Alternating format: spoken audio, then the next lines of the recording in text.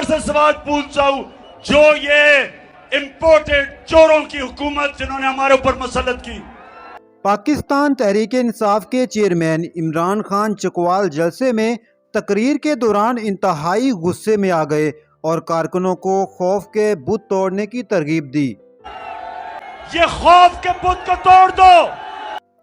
तकरीर के दौरान इमरान खान ने कहा, ये जो टेलीफोन आता है जी गुमनाम नंबर से धमकियां देने के लिए, वापस धमकियां दो उनको।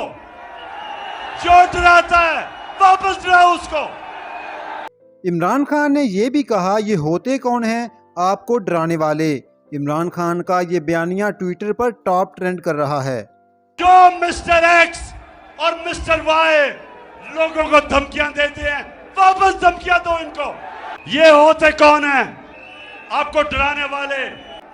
ये खुफिया नंबरों से डराना धमकाना कि जी हम ये कर देंगे वो कर देंगे। जो करना करो, हम भी करेंगे।